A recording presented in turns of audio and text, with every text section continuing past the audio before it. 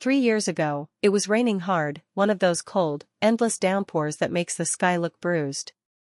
I still remember the sound of each raindrop against the roof, the dull echo of thunder rolling somewhere far away, and then, the doorbell. When I opened the door, Ethan stood there, soaked to the bone, holding a gray suitcase. His face looked tired, but his eyes, those eyes still carried that pleading look I knew so well from when he was a boy. "Can I stay here, Mom?" he asked, his voice trembling from the cold. Without hesitation, I opened my arms. I pulled him close, felt the wet fabric cling to my sweater, and whispered, "Of course, son. This is your home." I didn't know then that the moment I opened that door, I was also letting darkness walk into my life. At first, I thought I had done the right thing. Ethan had just gone through a divorce. He told me his wife had betrayed him, taken all his money, left him with nothing.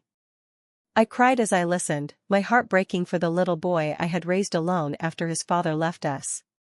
I cooked him a hot meal, washed his shirts, and told him everything would be fine. He said he'd stay just for a few months, until I get back on my feet. I was secretly happy. After so many lonely years, I thought maybe I could finally have my son close again. But the first cracks appeared sooner than I expected, soft, almost invisible at first, like the faint creak of a door that's never fully closed. During the first week, Ethan began to complain about my cooking. "Mom, your food's too bland. Do you even taste what you make?" By the second week, he was criticizing the house. "Why do you still keep this old couch? It smells like mildew." I laughed it off. "He's stressed," I told myself. "Life's been hard on him. He just needs time." But the truth was, the house began to feel quieter, colder. The warmth between us was gone, replaced by a tension I couldn't name. Ethan started waking up earlier than I did.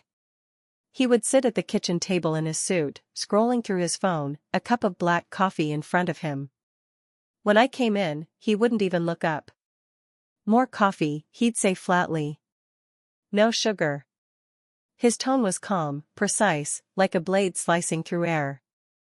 I didn't ask questions. I was afraid to. Afraid of what? I didn't even know, just an instinct, like a small animal sensing danger. One morning, while I was washing the dishes, Ethan stood behind me and said, "Mom, I don't think it's safe for you to manage your pension money anymore. At your age, it's easy to make mistakes. Let me take care of it." I froze, my hand still under the running water. I saw his reflection in the window, stern, confident, unyielding. "Of course," I heard myself say. "I trust you." My voice sounded small, distant, almost like it belonged to someone else. I didn't realize that in that moment, I had just handed him the keys to my life. After that, Ethan began buying expensive things, watches, laptops, tailored suits. He said it was all for work. I didn't ask where the money came from. I didn't want to know. Because every time I looked into his eyes, I saw a stranger.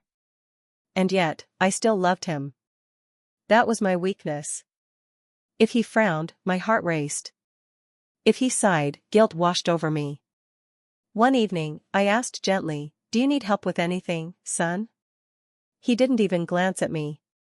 "Just don't get in the way, Mom." His words were quiet but cruel, like frost spreading across a window pane. From then on, I walked softly around the house. I learned to open drawers without noise, to close doors without a click. I measured every word before speaking, terrified of saying the wrong thing. At night, when he came home late, I'd pretend to watch TV, but really I was counting his footsteps in the hallway, trying to read his mood from the rhythm of his shoes. If the steps were slow and heavy, I could breathe. If they were fast and sharp, I braced myself. One evening, I dropped a plate. It shattered on the kitchen floor with a loud, terrible crack. Ethan came running in, his face hard as stone. "How old are you, Mom? And you still can't hold a dish properly?" I'm sorry," I whispered. "Next time you break something, you'll pay for it." I stared at the broken porcelain, at the pieces scattered across the tile, and I saw myself, shattered, fragile, impossible to put back together. I started losing sleep. The nights stretched endlessly, filled with the sound of rain or the hum of the refrigerator. I'd lie there remembering the little boy who used to hug me goodnight, who used to draw pictures of us holding hands. Where had that child gone? When had he turned into this cold, distant man who looked through me as if I were invisible? Every morning at 5, I got up quietly to prepare breakfast. I knew his routine by heart: 3 spoonfuls of cheese and his eggs, 2 slices of toast, black coffee with no sugar. If anything was slightly off, his temper flared. One morning, my hands trembled and I added too much salt. He slammed the spoon down, coffee splattering across the table. I ask for so little, and you can't even do that right. I apologized over and over, but he had already walked away. The door to his room slammed shut, and the sound echoed inside me like a verdict. I began lying to everyone. When neighbors asked, "How's your son doing?" I smiled. "He's doing well, got promoted recently." I didn't tell them he controlled my bank account, that he gave me $20 a week like pocket change, that I couldn't buy groceries without permission. I didn't tell them I was scared of him. Because what kind of mother admits she's afraid of her own child? One night, I woke up to the sound of metal. I crept into the living room and saw Ethan rummaging through my drawer, my savings book, property deed, ID. "What are you doing?" I asked softly. He didn't even look at me. "Just checking. Everything's under control." His voice was calm, too calm. A chill ran down my spine. I backed away, clutching my robe, my throat dry. In that moment, I knew, I was no longer the owner of my life. Days blurred into weeks, weeks into months. I became a ghost wandering my own house. I feared his footsteps, his silence, even his breathing. There were nights I wondered, if I disappeared, would he notice? But every morning, I still woke up, still made coffee, still cleaned the floors, like a bird with broken wings, still trying to sing even when it hurts. 3 years have passed since that rainy afternoon when Ethan knocked on my door. Sometimes, I stare at the mirror and barely recognize the woman looking back, her eyes dull, her lips trembling, her shoulders hunched. Who is she? She's not the strong secretary who once organized a law firm for 40 years. She's a prisoner in her own home, shackled not by chains, but by love, guilt, and silence. I think back to Ethan's first words that day. "Can I come home, Mom?" "Yes, you came home, son." But since that day, this house hasn't been a home. It's a cage built with my own hands, where love turned into fear, and every heartbeat feels like the echo of a door I never should have opened. The days after Ethan's return slowly melted into each other, like rain washing color out of old paint. There were no more arguments, just silence. The kind of silence that hums under your skin, that makes you aware of your own breathing because it's the only sound left in the room. Ethan had taken control of everything: my pension, my accounts, the bills. He said it was for efficiency. He even changed the online banking passwords and laughed when I asked for them. "Mom," he said, smiling faintly, "you don't need to worry about these things anymore. Just enjoy your retirement." But his smile never reached his eyes. It was the smile of someone who had won. I wanted to believe that things would get better. That this was temporary. That my son would heal from the divorce, find love again, and leave my house in peace. But love, my love, had already turned into something sick. It was no longer warmth, it was a leash. He began to decide what I wore. "Stop dressing like an old maid," he said one morning. "Savannah's friends are coming over, and I don't want you embarrassing me." Savannah, his new girlfriend back then, was young, pretty, with perfect hair and a laugh that sounded like glass. She moved around my house as if it were hers, rearranging the furniture, filling my kitchen with expensive coffee machines and scented candles. She called me Mrs. Davis instead of Mom, her voice sugar-sweet, fake, poisonous. I tried to be kind. I told myself, she's just young, she doesn't know better. But every time she smiled at Ethan, every time she wrapped her hand around his arm, I saw the same pattern repeating: another woman he could control, another heart to crush. The first time Ethan raised his voice at me in front of her, I felt my heart break in a way it never had before. He had always been harsh in private, but this was different. It was as if he needed her to see how small he could make me. "Mom, can you at least try not to burn the toast?" he barked. Savannah giggled softly. "It's okay, honey. She's trying." That laugh, that pitying tone, burned more than his words. It was the moment I realized I was no longer a mother in my own home. I was a servant. From that day on, I started moving like a shadow. I woke up before sunrise, cleaned before they woke, cooked before they asked. Every sound, every mistake could trigger a storm. If the soup was too salty, his voice would rise. If I walked too slow, he'd sigh dramatically and mutter, "Useless." I learned to measure the air, to sense his moods before they erupted. That's what survival looks like. I stopped inviting people over. I stopped answering the phone. When my sister Evelyn called, I let it ring. What could I say? That my son, the boy I once sang to sleep, had turned my life into a performance of obedience? Sometimes I would stand by the window and watch the streetlights flicker on at dusk. I'd see neighbors walking dogs, couples holding hands, the smell of dinner drifting from open windows. And I would think, how strange that the world keeps moving when you're stuck in place. The day Ethan told me he was marrying Savannah, I smiled and congratulated him.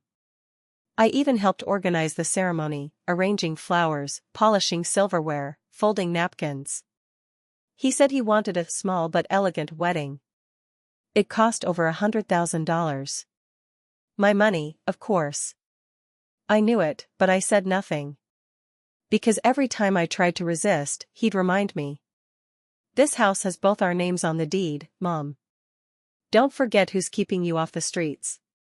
That sentence was enough to silence me every time. Fear is stronger than pain.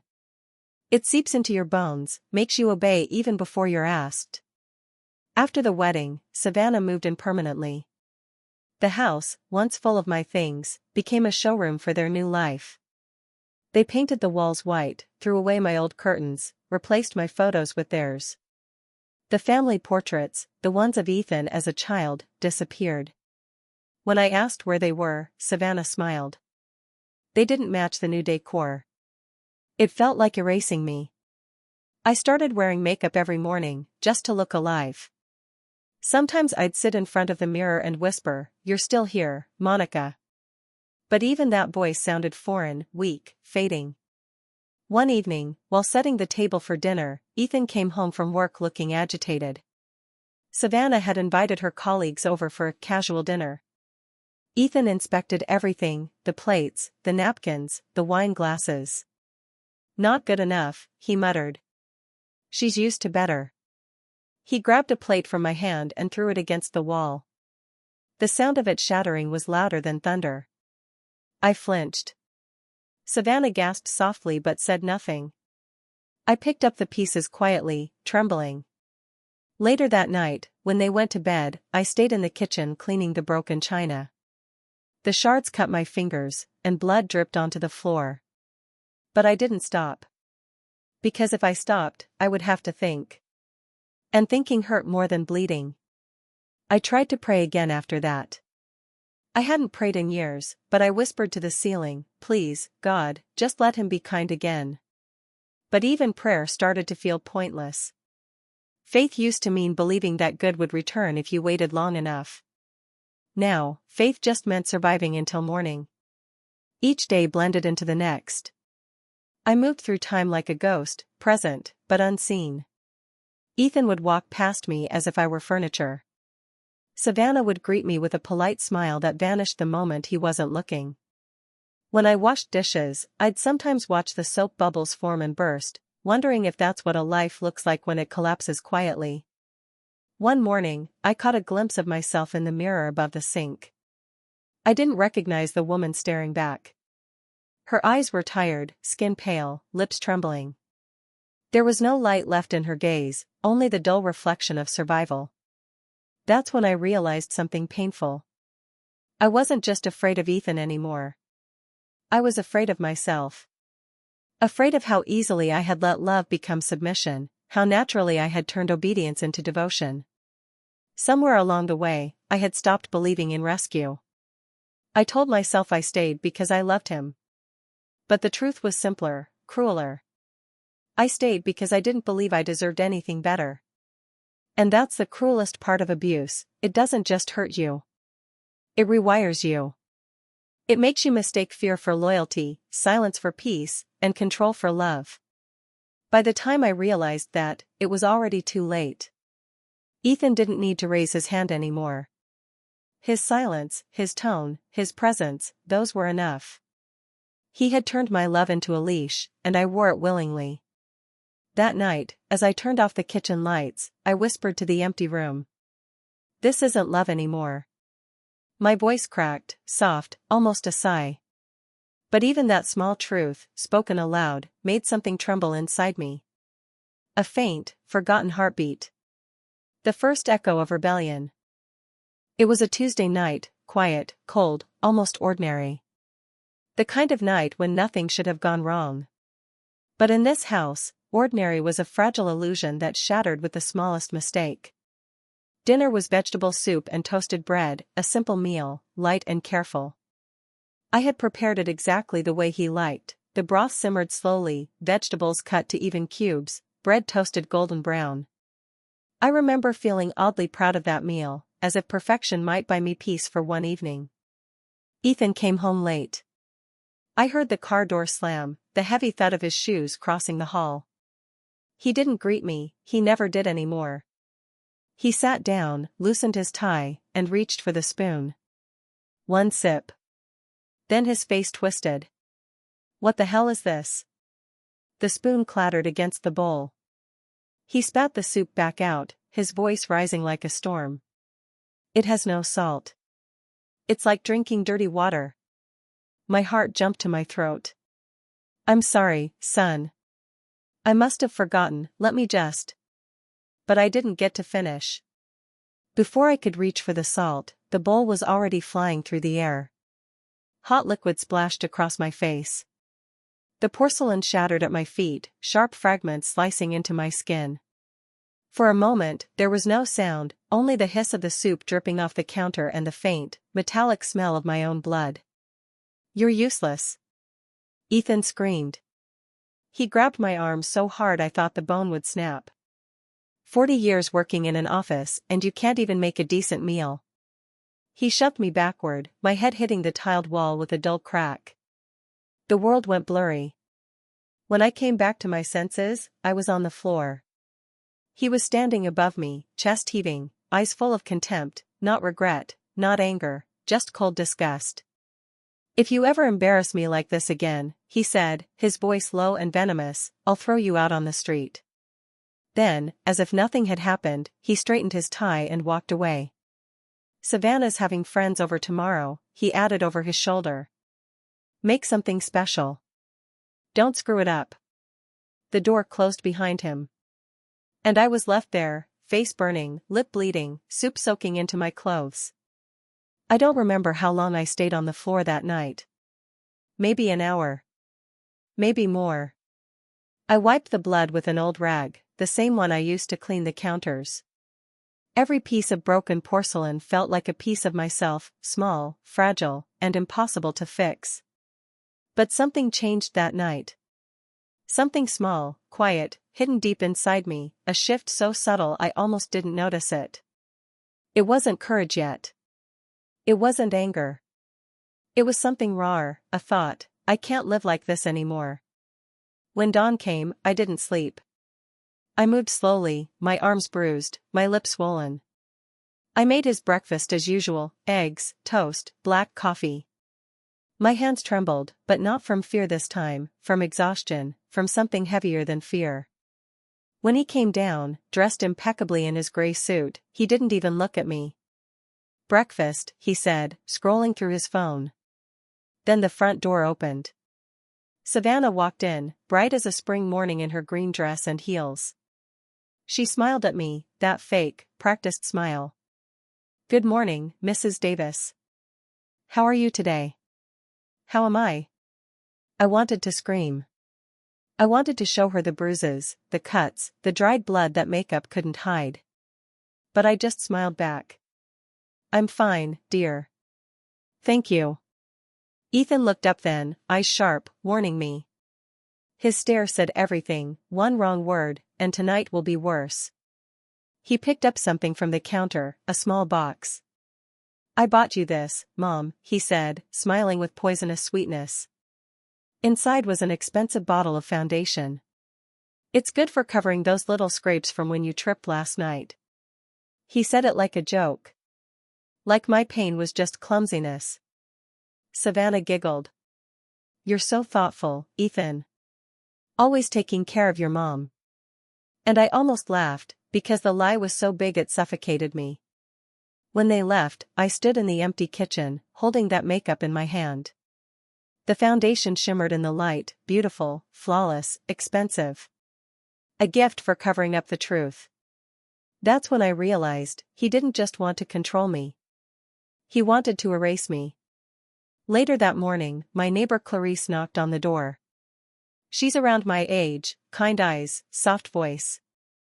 Monica, dear, are you all right? She asked. I thought I heard shouting last night. My heart froze.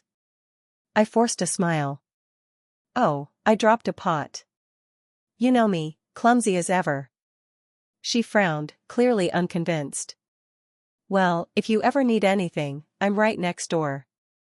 I nodded, thanked her, closed the door, and cried for the first time in months. Because for a single moment, someone had seen me. The next few days passed in a blur. I cleaned, cooked, obeyed. But inside, a quiet storm was building. Every insult, every bruise, every moment of silence was fuel. It was like watching a match fall into dry grass, small at first, but spreading fast.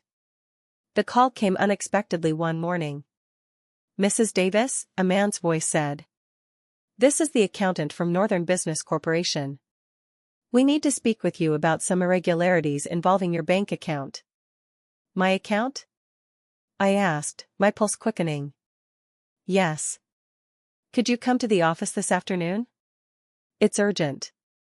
That word, urgent, echoed in my mind all day. When I finally went, I discovered the truth. Ethan had been stealing money from his company, transferring it into my account to cover his tracks. $50,000.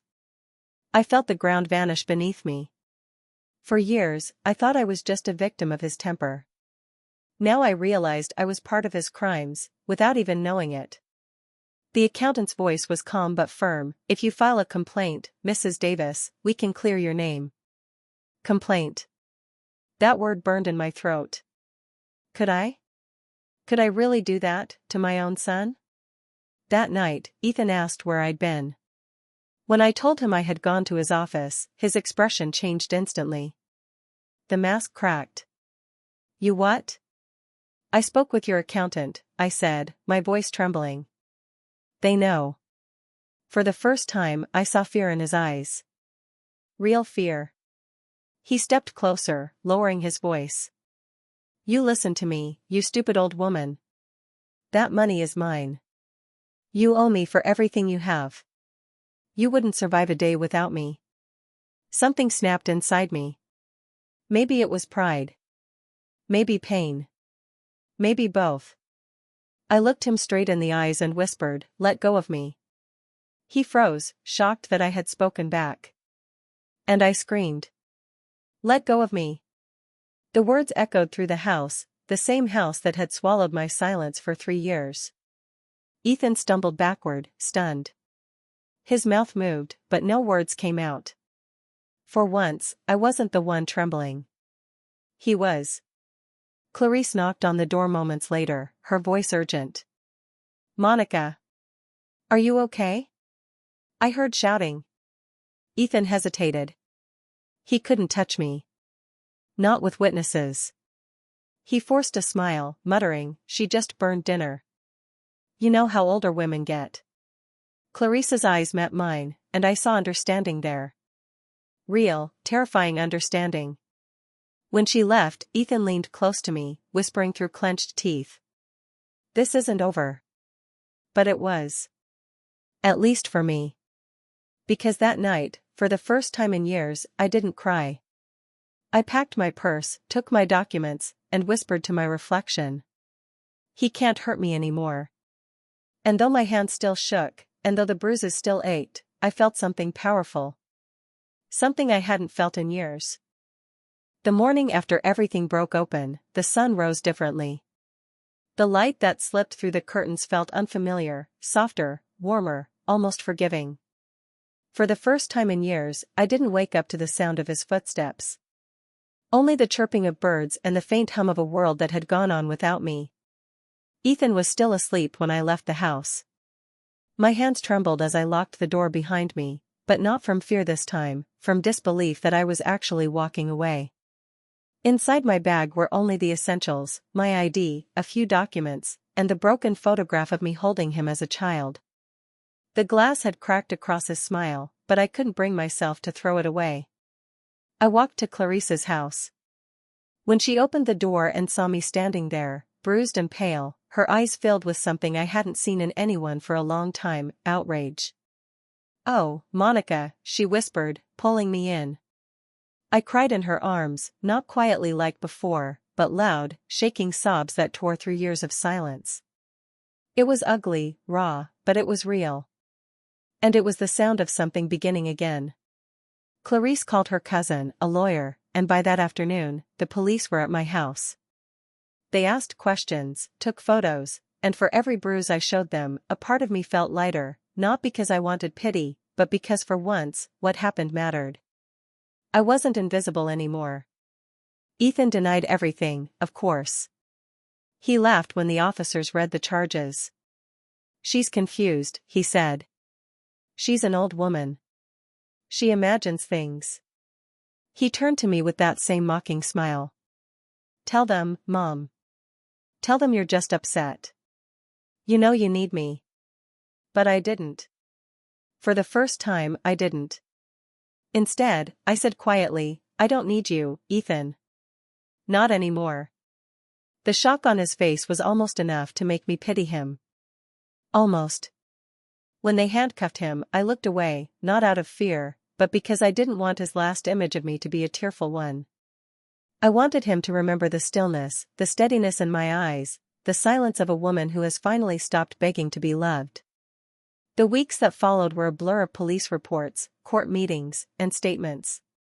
Clarice stood beside me every step of the way. So did Evelyn, my sister, who flew in the moment she heard what had happened.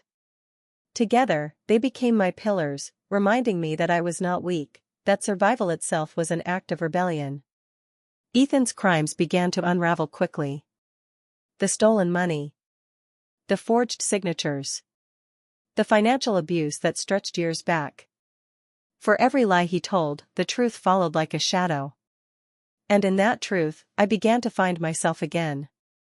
The first court hearing was the hardest.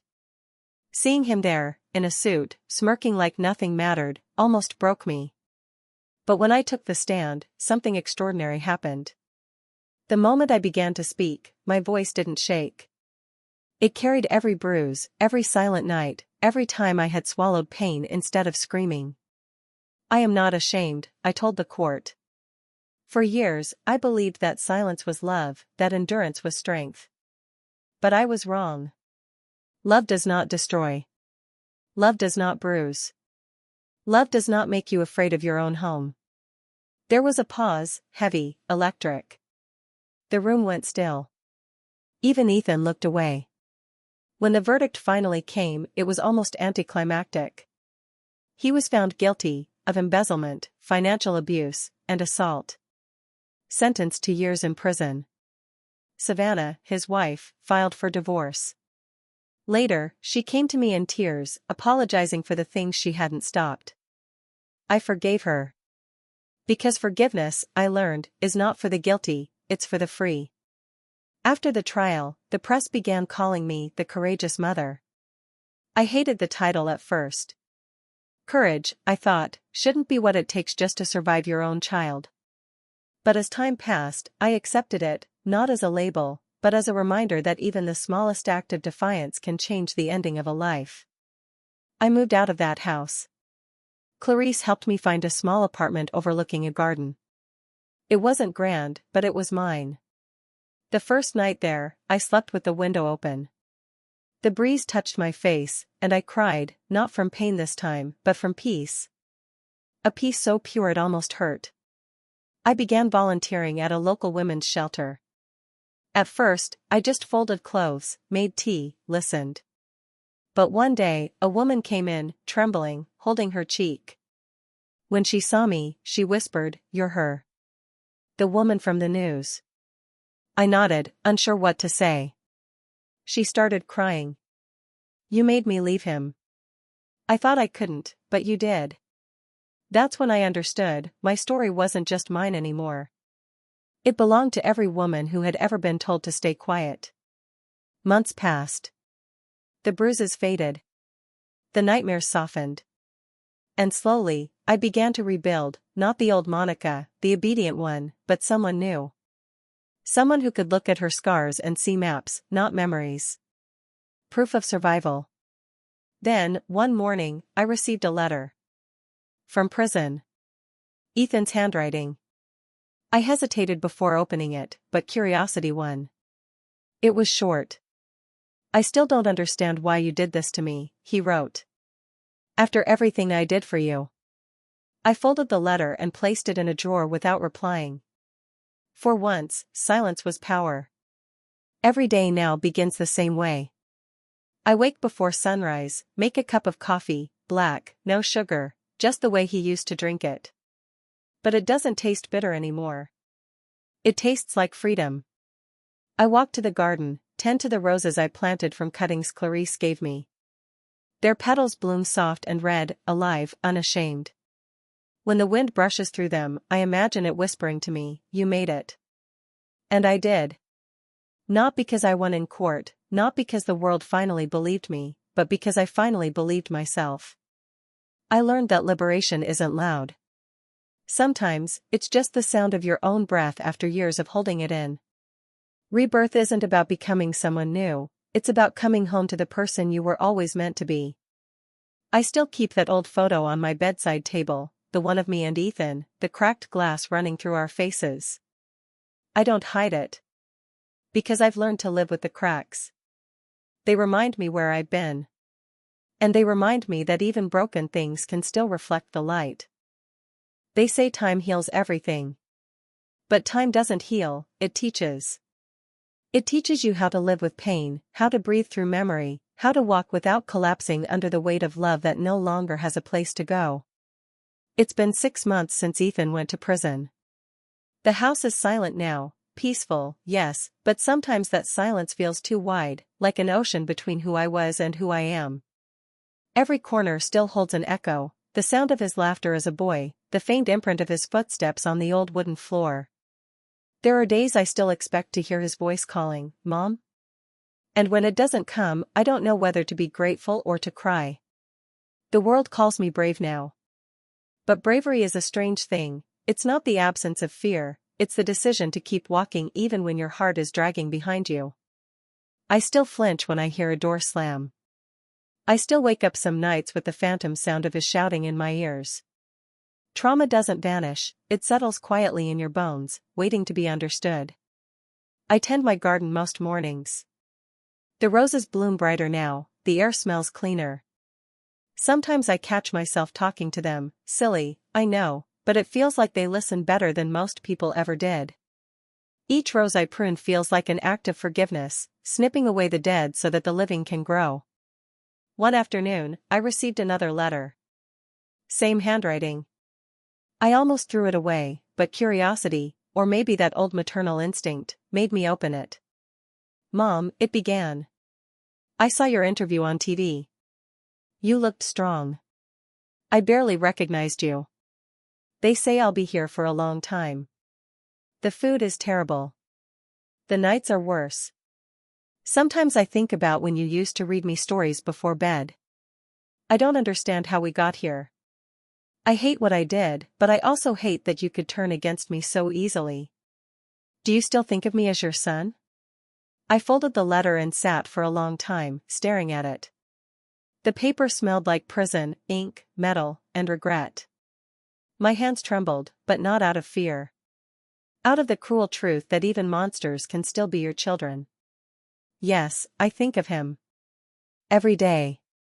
But not the man he became, the boy he once was. The boy who used to collect seashells for me on the beach, who made me handmade birthday cards with crooked hearts. The boy I promised to protect, and somehow, in trying to protect him, I destroyed us both. Motherhood is a paradox. It asks you to love without measure, even when that love breaks you. It's a vow you can never unmake. Even after betrayal, even after bruises fade, there is a part of you that still aches to tuck him in, to make him soup, to tell him it's all going to be okay. But it's not.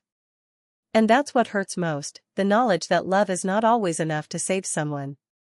For weeks, I couldn't bring myself to reply. Every sentence I wrote ended in tears. How do you tell your own child that you forgive him, but you will never go back? How do you say I still love you and I won't let you hurt me again in the same breath? One night, I finally wrote back. Ethan. You ask if I still think of you as my son. The answer is yes, I do. But I've learned that being someone's mother doesn't mean losing yourself. I love you, but love is no longer my prison. You must live with what you've done, just as I must live with what I allowed. We are both guilty in different ways, you of cruelty, me of silence. Maybe one day, we'll meet again as two people who finally understand what love is supposed to mean. I never knew if the letter reached him. He hasn't written since. And maybe that's mercy. Maybe silence is the only kind of peace we can share now. Sometimes I visit the ocean. The same one we used to go to when he was little. The waves crash with that same unending rhythm, fierce, cleansing, eternal. I stand there with my feet buried in the sand and think about the cycle of things. How tides retreat but always return. How even the sea forgives the shore every morning. That's how I've learned to forgive him, not to erase the past, but to stop letting it pull me under. Forgiveness, I've realized, isn't about the other person. It's about reclaiming your peace. It's about saying, you no longer get to live inside my head rent-free. In the evenings, I sometimes sit by the window, watching the light fade. The city hums softly beyond my garden. I brew myself a cup of tea, hold it between my palms, and breathe. The world feels wide again. Uncertain, yes, but mine. I think of all the women still trapped in their own quiet wars. Women sitting in dark kitchens, hiding bruises behind makeup, whispering prayers into pillows. And I want to tell them this. You are not weak for staying. You are not broken for leaving. You are simply human, for loving, for hoping, for trying. But one day, you must choose yourself. Even if your hands shake when you do it. Because love, no matter how deep, should never cost your soul. I still wear the small silver pendant Ethan gave me when he was 12. It's scratched and old, but I keep it close, not as a reminder of him, but of me. Of the woman who endured, who fought, who finally found her voice. Some nights, I whisper a quiet prayer for him. Not for forgiveness anymore, but for peace. Because peace, I've learned, is the only gift a mother can give her child when all else has failed. And when I turn off the lights, I no longer feel haunted. The house is quiet, the garden sleeps, and my heart, at last, is steady. My story isn't one of tragedy, it's one of transformation. Because even love, when broken, can become light. Even pain, when faced, can become strength. And even a mother's heart, once torn apart, can learn to beat again.